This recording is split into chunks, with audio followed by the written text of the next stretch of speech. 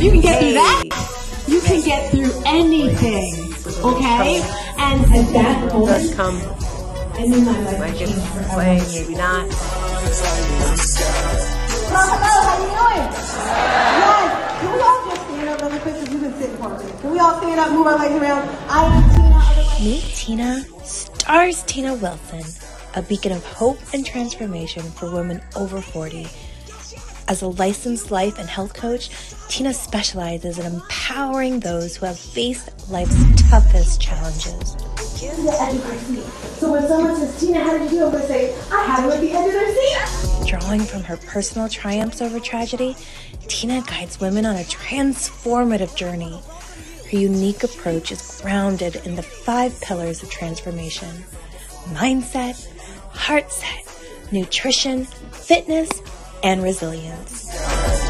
Tina's mind, body, and soul awakening program isn't just about surviving, it's about thriving.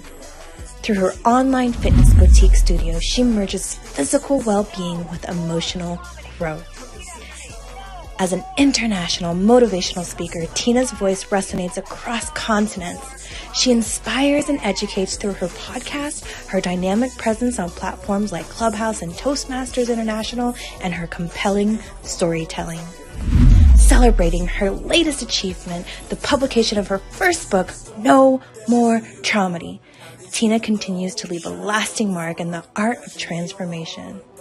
I said I need to make a book for anyone who's had some type of trauma or tragedy, because there's no playlist. People don't like to talk about it. Remember, I was with my coach and I'm like, well, this person's got a cool thing. They do motivation. They do finances. I talk about traumedies. That's not cute. He's like, Tina, you make traumedies look good. Yeah.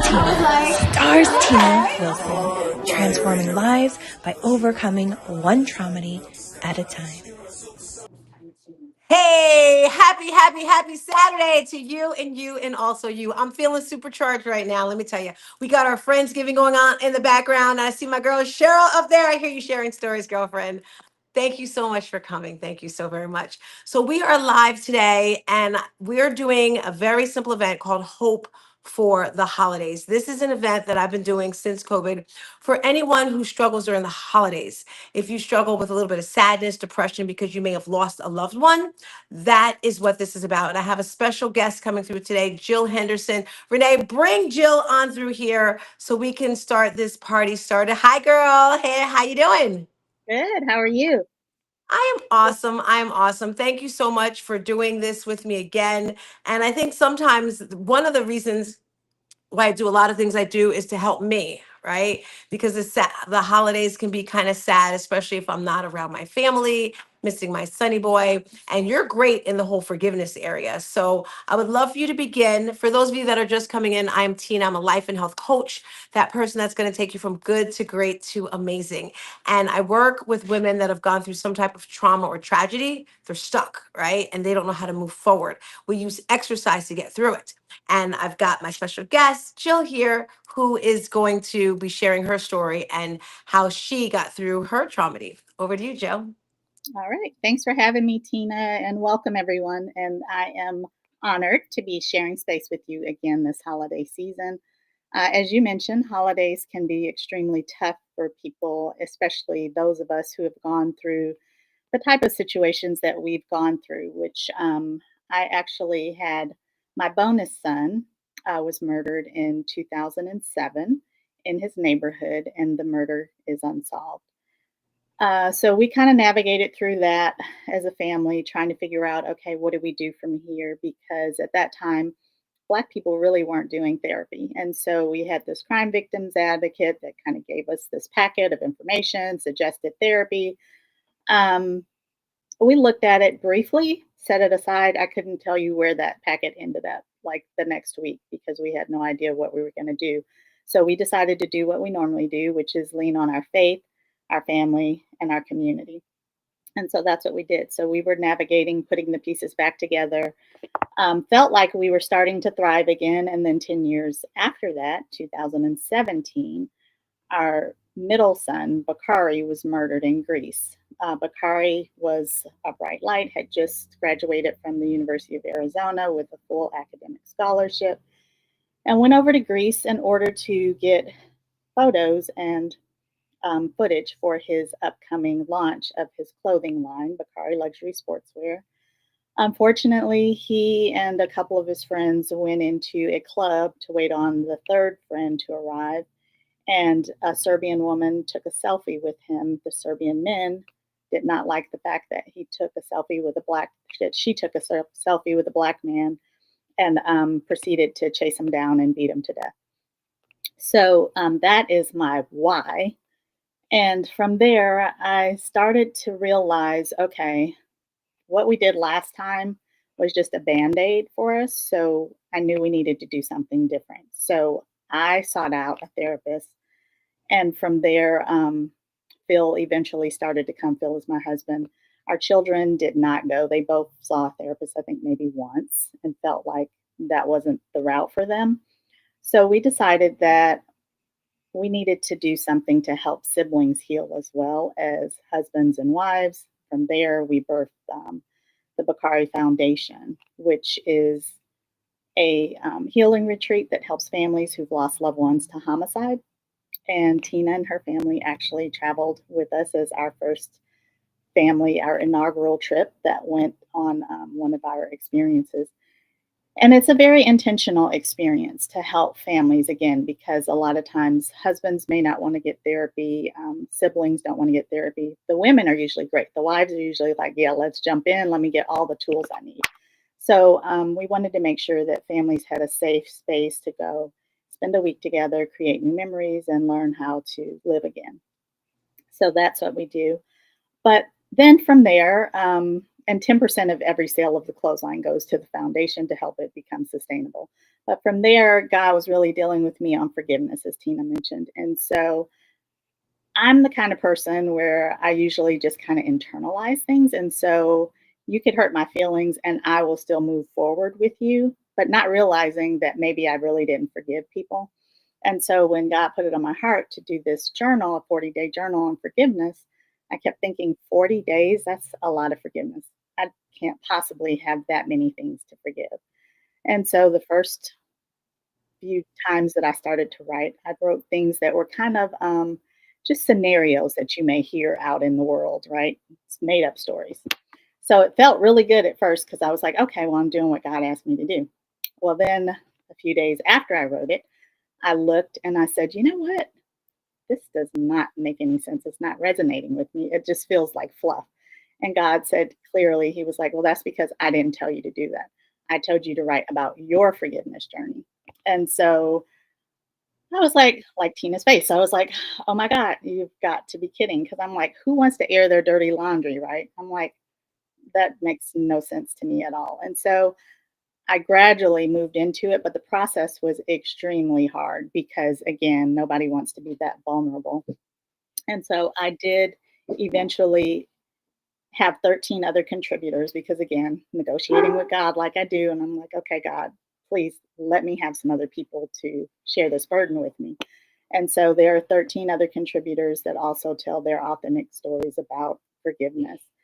And I guess one thing that I would say about forgiveness to remember is that forgiveness is for us. It's not for the other person. So, and I'm sure some of you have heard this, but it's like us basically drinking poison, but expecting the other person to die. And you can't hold bitterness in your heart and love at the same time because there's just not enough space for both to grow and to prosper.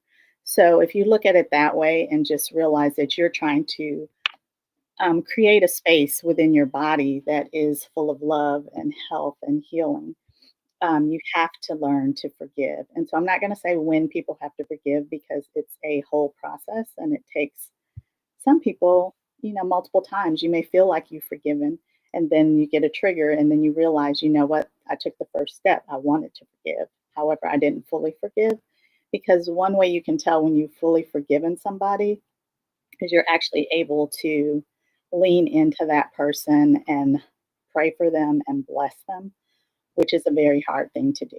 And so, and that doesn't mean you have to be in proximity to that person. Doesn't mean you have to let down your boundary of safety with that person if they've, physically abused you or whatever the case may be. However, you are at a space where things don't trigger you as much when you see that person or hear that person's name. So that's just one tip I would give on forgiveness. And as far as getting through the holiday season, I would say the biggest thing for me is trying to do acts of kindness because it takes the burden off of you. Because a lot of times we are so focused on ourselves and our pain and our sadness and how dark the holidays are that we retreat inward. And so doing acts of kindness to me seem to actually take away that burden because now you're focused on someone else, you're focused on doing good, and it doesn't have to be something that's expensive. For instance, I was walking, listening to a podcast one morning, as I do, and I walked past our local high school, and I noticed there was a badge on the ground, a student badge, and I thought, should I pick that badge up or should I just leave it? And so I thought, well, I probably should leave it because if the student comes back, they're going to be looking for it, right? So I left it and I kept walking, and then I saw a student walking toward me. And then I could tell that she kept looking to the side, looking at the curb, and I thought, I bet that's her badge. And so I said, "Excuse me," I said, "Are you looking for your student badge?" And she said, "Yes. Did you see it?" And I said, "Yeah, as a matter of fact, it's back there." And so when I tell you the joy on her face, she said, "Oh my God, you made my day. Oh my God, you made my day." And so that stuck with me the rest of the day because, I made somebody's day just by being kind. I could have been the person to be like, you know what, she'll figure it out, or not even notice that that was a student badge and just kept walking. So just small things like that to help you get in your soul things that help to uplift you throughout the holidays is what I would say. Jill, you were dropping so many gems today. I want to stop right there with how you said you stopped the young girl. In our retreat we had last week, this woman named Lindsay, she said intentional, and that word is just stuck into my Mhm. head so much, yes, lately, where it's like everything I do, I'm intentionally doing it. I'm intentionally what I say, who I spend my time with, like all those things. And I find that that's really, a good thing to do, being Mhm. intentional in how you feel. And like you said, during the holidays, it's okay to say no. Yeah. No is a complete sentence. If you don't want to go somewhere, if you don't want to be around someone, right? And there's nothing wrong with who you are. There's nothing wrong with who I am. So thank you so much. Can you tell us a little bit about your book? I know you said there's 13 different authors. So each person shares a story and how they forgave. Can you tell us how that works? Is what the book looks like, just in case you go to Amazon to get it. But it's basically whatever forgiveness journey they took, it's just one thing. So, for instance, if you went through a divorce that was, a very hard challenge for you, one person wrote about that. And yeah, just different scenarios. And there are also men. There's a man that was shot and ended up running into his perpetrator and actually forgave him on the spot and didn't even realize he was going to do it. It just happened organically. It was, granted, it was 20 years later still. He could have retaliated, but he didn't. So Exactly. yeah. Yeah. So Awesome. basically, Renee, can you put that post back up there that Jessica put? I want to read it. Yeah, the holidays can be tough, especially when it comes to forgiveness. Jessica says that's a really good way to view this time of year. Let us keep our minds on others. Yes, others. Like today, we're having our Friendsgiving today, and I don't know about you guys. Like I'm here in Florida all by myself, and it's like, okay, I would love to have my daughter here. I would love to have my sister, my aunt, right? But we get to have new families. So anyone who's watching this, I want to invite you to create your own, Friendsgiving, Thanksgiving, that whole thing. Jill, thank you so much for sharing that. And briefly, because hopefully you know my story. If you don't know my story, pretty much 2016, almost 10 years ago, my 21-year-old son was tragically murdered. We still do not know who did it. And that is what fuels me every single day. And unfortunately, it feels like it just happened Friday. And for the longest time, I thought every single Friday was going to be horrible. And I actually said that. Fridays, I was just miserable. I was sad. And I was like, for the rest of my life, Fridays are going to be bad. And I just want to talk to you, like a tip for you guys is your mindset, right? Our mind, so understand the difference between what's actually happening at this current time and what happened in the past.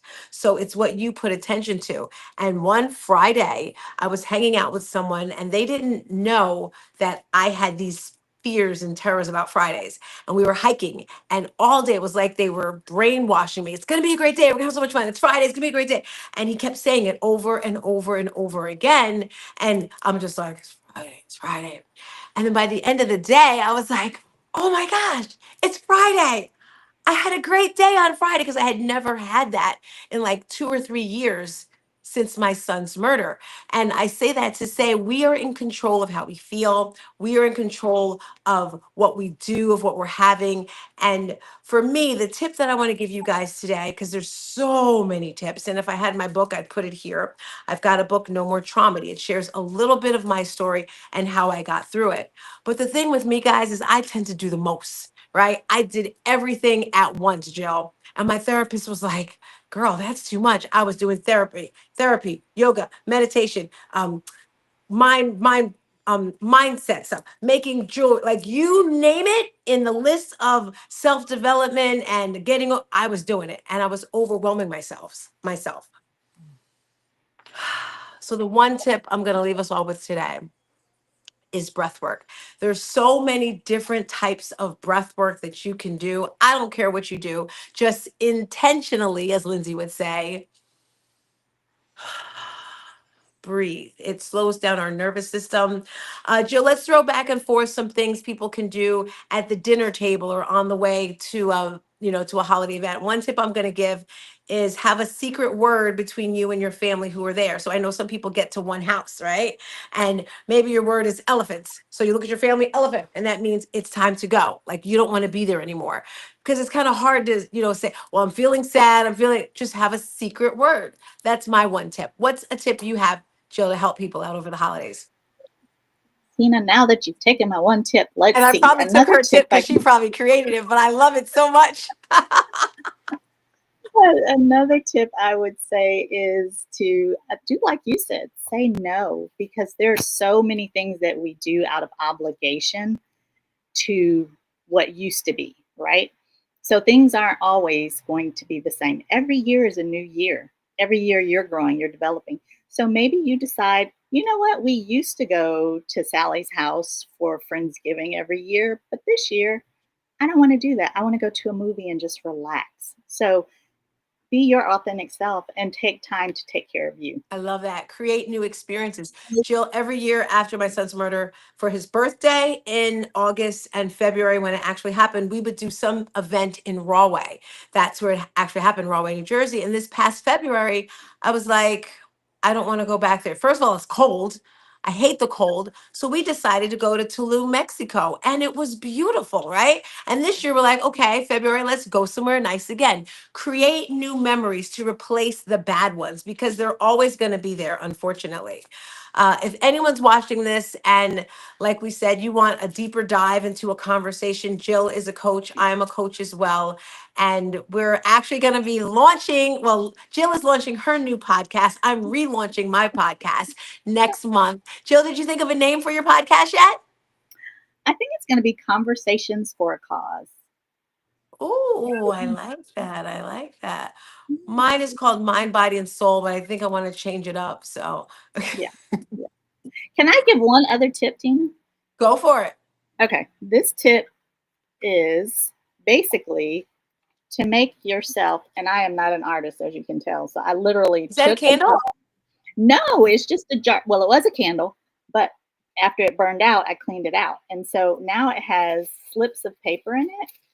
And so what I did is I took a notebook pad, cut slips of paper, and actually wrote on there something, a blessing for the day. You can't read it, but anyway, it's a blessing for the day. But it can be gratitude, what your gratitude thought was for the day, whatever you're thankful for. But create a blessing jar is what I call mine, but you can call it a gratitude jar. And put something in it every day. And then at the end of the year, you can go through and like paste them on something so you can see all the things you were grateful for. So again, it's taking the focus off of you and putting it into your jar. So That anyway, is super fancy, girl. I like that. Come through, Jill.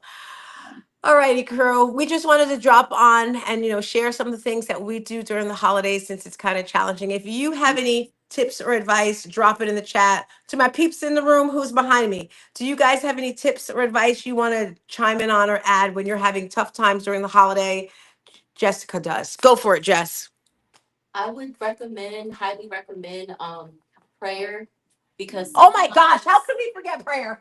See, of course, a freaking prayer warrior would. because sometimes because sometimes when we pray, if you just talk, it's like just talking to God. So if you tell him like, oh, this is like I talk to God like he's my BFF and he knows everything because he does know everything and he knows how I am. So I'm just like venting and sometimes just taking that time to pray is a way to release.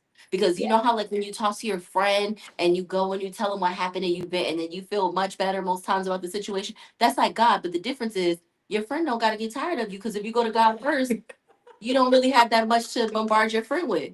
I love that. So, Jill, Lord Jesus, I'm calling you Jill. Jess, tell me. Uh-huh. Oh, stop. That's okay. Do you like go into a corner in your little closet? Are you driving? Like, how do you? I pray everywhere. I pray in the car, the shop. It's just wherever I feel like I need to have the conversation with. Now, gratefulness and thanking him throughout the day, that uplifts the spirit. Because yes, I even found myself needing to do that the other day. I started thinking about my dad and how much I miss him. And his birthday is like next month, but my mom's is the 26th, always around Thanksgiving, and she's gone. And it's just like, and I just try to, think positive. They're looking down on me. They're looking down from heaven, and they're so proud of the daughter that they raised. And that I'm doing that for my son and doing the best that I can. And that's all that they could have asked for. My mom is the one who introduced me to have a relationship with God. So that is like, but I do miss because I'll be like, Mom, yeah, Lord, I be like, Lord, let me just hear my mom tell me something to get through whatever. And sometimes you're not able to do that. But really just praying, like, man, you could pray, just pray. Listen, I pray not over only food, but I just like, I'll be in my car. I always sing the song, Jesus Take the Wheel, because I can't handle it. Ooh, let me be like really upset because of the way people are driving. I'll be like, Jesus, take the wheel. So, Jess, I know there are a lot of people during the holidays they shut down. Mhm, They don't want to leave their house. They don't want to do a Friendsgiving because I remember you said you really don't do anything during the holidays, mhm. and you're changing that up this year. I have, and the reason why I have is because Tina invited me to come, and I thought like, this would be a time to just now it's time to start actually going back to celebrating holidays. I really didn't do so for so long, and I would hide and I would have like a not so great attitude. Like people like, yeah, I'm getting ready for Thanksgiving, and I'm like, okay, whatever. Oh, like Christmas, really? Ugh, you doing all that? Like that's how I would feel inside. I would try to be nice because I don't want to dim their light, but like I just like it's not a big thing. But now, I just feel like, maybe this year I might cook a little something, something. I mean, just for my son, because Hey, I'm not come chef. down the street. You better give me some, girl. I'm not no. You want some too, right? My menu is not ready for others. My child has no choice. My child has no choice. I love it. I love it. Anyone else have a tip that they can share if someone's feeling like not too? I know Amy does. Not so good during the holidays. You do, Amy? Absolutely. We can see you. Go ahead, Amy girl. What I would do is journaling, first and foremost, a gratitude journal. Also, reaching out to your support system. I mean, you What got about those people that don't have it? Like they're shy. They don't talk to anyone. well, that also goes along with prayer as well and seeking out God. And What if they're mad at God and they're like, I don't want to deal with God? okay, so I would say Jess, there's that's in also your face. What'd you say, Jill? Jessica's face. She was like Oh, I mad at told her. God. I told her about it. This way. what? I'm playing devil's advocate because there's someone out there watching this, and Oh I yeah, used to be like, you know what, God, I'm like, I need a break. I need a break. a So that's lot of why I'm like, people are like hitting it. that. A lot of people. So there's also counseling and therapy. That's a good. I don't believe in therapy. Therapy is only for white people. I'm just saying what some people say. Well, first, What are you gonna say, That's Jill? true. No, it's oh, I true. have a good one. I have a really good one. But personally, what I like to do is paint. Mhm. Because painting on canvas saved my life. I used to be extremely severely depressed and anxious, and I would just grab a paintbrush and some acrylics and just express myself positively on the canvas. And sometimes it would come out as words like faith, or drawing a crucifix, or saying Jesus is the King of Kings. Or it could also be something as simple as doing a landscape like of the ocean. And as I've researched about in dreams, dreams about water are about emotional, they mean emotional regulation. So I figured that I would do that in my consciousness instead of my subconsciousness. So I would actually paint an ocean and paint how I felt on that canvas. And it could be choppy water, it could be placid water, but that's how I would express myself and cope positively. Like tapping into your gifts and your passions and things that make you feel good. Yes. Yeah, I'm the worst because I'm like, I'll just sleep. And sometimes it's okay to sleep. Can I come over here and have a little chat with you guys over there? Yeah, the other Is it okay? time, yeah. Okay. So I agree with what Lindsay said, because sometimes I don't want to be bothered. I'm just like, I want to sleep. I don't want to go outside. Lindsay, has that changed for you, or what are some thoughts? I mean, I love sleep. You sound like my daughter. Me too. I get home from work, I take a nap, and then I get up and then I go to bed a little later. So I love it. I love sleeping. So, and then sometimes, because I know me, I'll be like, well, I'll always tell my kids, get up, sleep when you're dead. That's Yeah, like one of the things Yeah. But like sometimes I just feel like when if I'm having a hard day or I just feel like crap, I I just sleep it off. And then when I wake up, I just feel better once I It's get up. true. It's true. Kind of like it's like forget about it, go into dreamland for a little bit, and then you come back to reality, and it's like, okay, I'm Be good. overwhelmed and your body resting is like that's what rest and restoration is. It's like you just Hallelujah. You know what I do sometimes, because I get up early, like 4 or 5, like 6 or 7. If the day's not going too good, okay, I'm gonna go back to sleep and wake up and pretend it's a new day. I woke up at 7 this morning and was like, oh my gosh, I slept past 5. She did so I've been good. getting up at 5 every morning. I got to sleep in today. She did. Erica, you have any tips on? She's probably gonna say read a book or something. Read the Bible. No, what would you say? So, I mean, I'm with what Jessica said. Like, the first thing I do is pray because it helps me, like, still my mind, and I just ask for help, and I just focus on, like, the things in that I focus on things that will, like, help me calm down. Like, if I'm anxious or if I'm feeling depressed, I think about things that make me happy. So, I experienced the same thing like Jessica. Like, I lost my father 6 years ago, and he was like my best friend. And this time of year is really hard for me. I miss him. It hasn't been the same for me, but at the same time, my dad loved this time of year. And one of the things that helps me cope is incorporating things like qualities he had that like I don't have or that I could grow in. So for example, my dad was like the little funny I have I got from him. So I'll like watch something funny, a funny movie or something like that. Like the funny reels you send me sometimes that make me laugh. I have to do that for my sanity. Yes. If not, I But they- will be. Oh my gosh! Oh, Yes, I- please send me only if they're funny, not corny stuff. Yeah. The cat videos of the cat hitting the dog and everything.